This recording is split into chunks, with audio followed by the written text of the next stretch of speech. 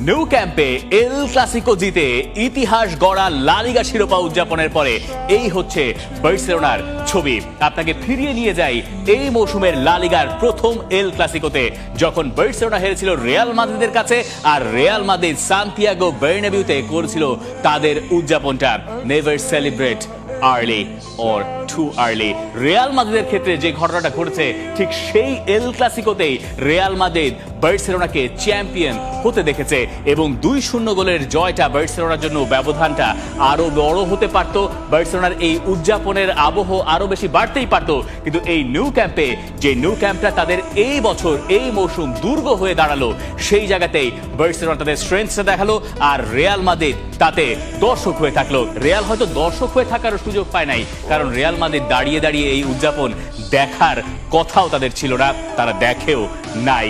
এবং বার্সেলোনার এই জয়টার পেছনে সম্ভবত একজনের অবদান সবচেয়ে বেশি, তার নাম Barcelona coach Hansi Flick.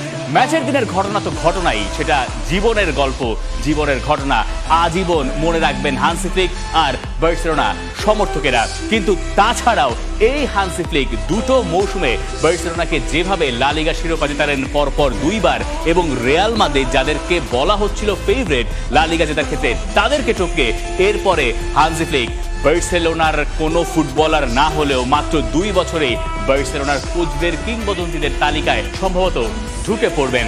Hansi ফ্লিকের দল এইবার লা লিগা ডমিনেট করছে এবং তারা 14 পয়েন্টে এগিয়ে থেকে লা লিগা শিরোপাটা জিতেছে।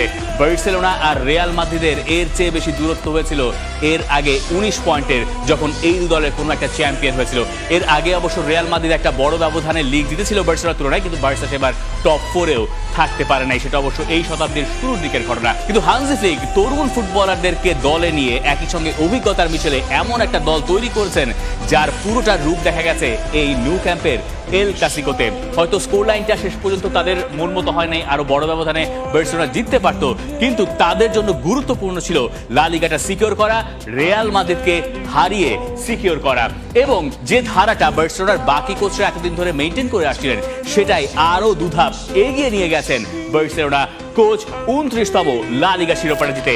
গত 10 বছরে রিয়াল মাদ্রিদের তুলনায় স্প্যানিশ লা লিগাতে একক ডমিনেশন বার্সেলোনার। মাঝে একবার আতলেতিকো মাদ্রিদ জিতেছিল এবং তারপর থেকে রিয়াল নয় বার্সা, রিয়াল নয় বার্সা, এইরকম একটা ধারা লা লিগাতে চলছিল। এই জায়গায় দেখুন পরপর 2 বার বার্সেলোনার লা লিগা শিরোপা জয়। স্পেনে আরো একবার তাদের একক আধিপত্য বিস্তারের কথাই আমাদেরকে বলছে। কোন রিয়াল মাদ্রিদকে তারা হারালো এটাও একটু মনে করা দরকার। হান্সি ফ্লিকের কাছে এমন কোনো ট্রান্সফার মানি ছিল না, বার্সেলোনা সেটা আপনাকে প্রোভাইড করতে পারবে না। অন্যদিকে রিয়াল মাদ্রিদ গত 2 মৌসুমে যেসব প্লেয়ার দলে ভিড়িয়েছে, ধরুন 2024 সালে হান্সি ফ্লিক যখন বার্সেলোনার কোচ হয়ে এলেন, তার আগে জাভি হার্নান্দেজকে দ্বিতীয় দফায় স্যাক করা হলো এবং তারপর হান্সি ফ্লিক এই দলের দায়িত্ব নেন। রিয়াল মাদ্রিদ তখন চ্যাম্পিয়ন্স লিগ জিতেছে, রিয়াল মাদ্রিদ তখন লা লিগা জিতেছে, ওইবার রিয়াল মাদ্রিদ দলে নিয়েছে কিলিয়ান এমবাপেকে। এরপরে হান্সি ফ্লিক আসলেন বার্সেলোনার কোচ হয়ে, ওই রিয়াল মাদ্রিদকে তিনি 2 বারই দ্বিতীয় স্থানে ছেড়ে দিয়ে বার্সেলোনাকে জিতিয়েছেন লা লিগার শিরোপাটা। এবং এই ডমিনেশনের পেছনে বার্সেলোনার এই গেমস আর নাম্বারস উইন পার্সেন্টেজ তার পক্ষে কথা বলবে। সব মিলে 53 ম্যাচে বার্সেলোনা জিতেছে 42টা। এই 79% যে উইন রেশিও, এর চেয়ে বেটার রেশিও আছে ইউরোপের টপ 5 লিগে মোটে একটা দলের, বায়ার্ন মিউনিখের, তাও 82%। হ্যাঁ, কোপা দেল রেতে আতলেতিকো মাদ্রিদের কাছে হেরে বাদ পড়া, চ্যাম্পিয়ন্স লিগেই আতলেতিকোর কাছে আবারও হারা, এইটা বার্সেলোনার মনে ক্ষতর জন্ম দিয়েছে। কিন্তু হান্সি ফ্লিক তার একেবারে ব্রেড অ্যান্ড বাটার যেটা, সেই লা লিগাটা নিশ্চিত করছেন এবং এমন স্টাইলে তার দল খেলেছে যেটা স্পেনের বাকি দলের চেয়ে 20 স্তর এগিয়ে। বার্সেলোনা তাই স্পেনের সেরা দল, এটা এক কথায় সবাই স্বীকার করে নেবেন। আর এই জায়গায় 100% হোম উইন, এইটা বার্সেলোনার জন্য আরো সিগনিফিকেন্ট। পুরোটা মৌসুম জুড়ে বার্সেলোনা তাদের নিউ ক্যাম্পে খেলার সুযোগ পায় নাই, কারণ নিউ ক্যাম্প সিজনের মাঝ পথে গিয়ে পুরোপুরি প্রস্তুত হয়েছে।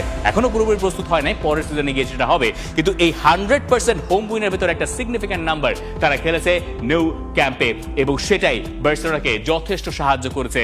আর এর পরের গল্পটা বার্সেলোনার সঙ্গে রিয়াল মাদ্রিদের আসল ফারাকের গল্প। যখন হান্সি ফ্লিক এই ম্যাচ শেষে তার আবেগের কথা আমাদেরকে জানালেন, যেটা আপনি এতক্ষণে নিশ্চয়ই জেনে গেছেন, এল ক্লাসিকোর আগেই আপনি সেটা জেনেছেন, তার ভেতরেই বার্সেলোনার এই সাফল্যের রহস্যটা সম্ভবত লুকিয়ে আছে। তার মা তাকে সকালে ফোন দিয়ে জানিয়েছিলেন তার বাবা আর নেই। সকালে মা ফোন দিয়ে জানিয়েছে বাবা আর নেই। ভেবেছিলাম লুকিয়ে ফেলি, কাউকে কিছু না বলি, কি বলবো। পরে ভাবলাম এটাও তো পরিবার, আমি বলতেই চাই, তাই জানালাম। ওদের রিয়াকশন আমি কখনো ভুলবো না, ওরা পরিবারের মতোই। আমি এই পরিবার নিয়ে খুবই খুশি। একজন ফুটবল কোচ যিনি তার বাবাকে হারিয়েছেন সকালবেলায়, সেই খবর জেনে তিনি আবার ওই ডাগ আউটে দাঁড়িয়েছেন। তার বাবার সম্মানে রিয়াল মাদ্রিদ বার্সেলোনা ম্যাচ শুরুর আগে কিছুক্ষণ নীরবতাও পালন করেছে। এরপরে যখন বার্সেলোনা টাইটেলটা সিকিউর হলো, নিশ্চিত হলো, তারপরে সবাই মিলে ওই হানজি ফ্লিককে কেন্দ্র করেই তাদের উদযাপনটা করেছে। এই যে বার্সেলোনার একটা ফ্যামিলির কথা বলা হচ্ছে, বার্সেলোনার প্লেয়ারদের সঙ্গে হানজি ফ্লিকের যে সম্পর্ক, এইটাই রিয়াল মাদ্রিদের সঙ্গে বার্সেলোনার দূরত্ব এবং এইটাই বার্সেলোনার মাহাত্ম্য। বার্সেলোনার কোচ হানজি ফ্লিককে আপনি অনেকভাবে এই সিজন জুড়ে দেখেছেন। কখনো হয়তো দেখেছেন রাফিনিয়া তাকে গিয়ে সান্ত্বনা দিচ্ছেন, কখনো হয়তো আপনি দেখেছেন যে একেবারে তরুণ ফুটবলার একাডেমি থেকে যাকে তুলে আনা হয়েছে তিনি আসলে কোন সিটে বসবেন, একটা সিটের ওপরে পাড়া দিয়ে তিনি যে গেলেন সেটা হানজি ফ্লিক বোঝার পরেও তার দিকে তাকিয়ে হেসে দিলেন। এই সব ছোট ছোট ঘটনাই হানজি ফ্লিকের সঙ্গে তার প্লেয়ারদের সম্পর্কের কথা বলে দিচ্ছে। এবং যখন আপনি একটা ফ্যামিলি, পুরো ব্যাপারটাকে আপনি একটা ফ্যামিলি হিসেবে ডিল করেন, তখন আপনার কপালে জয় ভিন্ন আর কিছু লেখা থাকে না। এবং বার্সেলোনার ক্ষেত্রে সেটাই দিন শেষে সত্যি হয়েছে। এই জায়গাতেই আমাদের পয়েন্ট নাম্বার